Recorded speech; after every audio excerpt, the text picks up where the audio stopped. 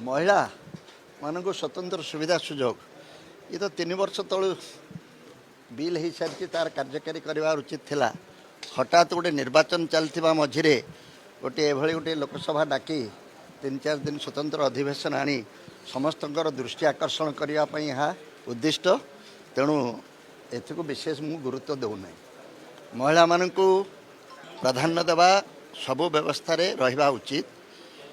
मो विचार रे मते किए क्षमता देले मु 50 भाग तांको संरक्षण देवी, कारण गोटे समुदायर अधा पुरुष हेले अधा जदि न्याय करिवार अछि 50 भाग महिला निर्वाचित होंतु और 50 भाग पुरुष निर्वाचित होंतु। तेणु यहीटा गोटे निर्दिष्ट उद्देश्य रखी कराई। तेणु ता उपरे मंतव्य देवा उचित मन को।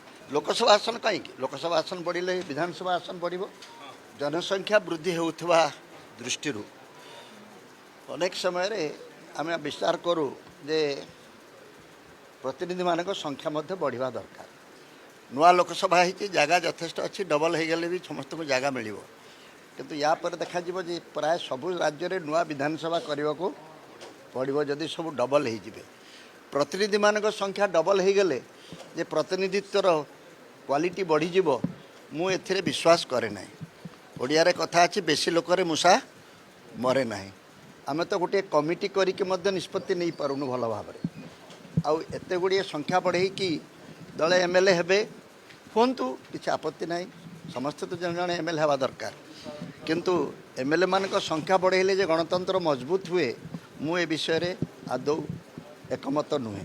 बरं निर्वाचन प्रक्रियाटी जदि स्वच्छ रहिबो, जदि निर्वाचन प्रतिनिधि माने प्रकृत लोकप्रतिनिधि हेबे ताहले जाई आमर निर्वाचन व्यवस्थाटी आमर गणतांत्रिक व्यवस्थाटी सशक्त हो पार, समृद्ध हो पार, चंचल हो पार। आज नुआ दल मु जानी मोहम्मद मुकिम करुँच किंतु दल कौन केवल सभा करी घोषणा करदेले बा कागज कलम रे रेजिस्ट्री करदेले हुए।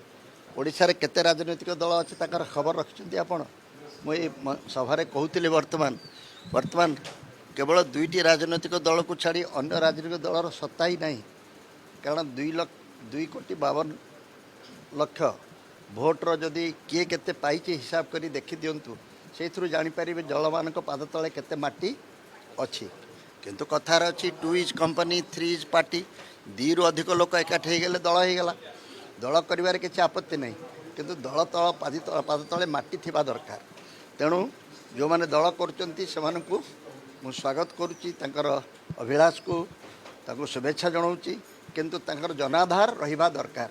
जनाधार शून्य दल मान थाई खाली गहली करेंगे सीना किंतु आम राजनैतिक व्यवस्था को विशेष किसी सुविधा दे पारिबा नहीं।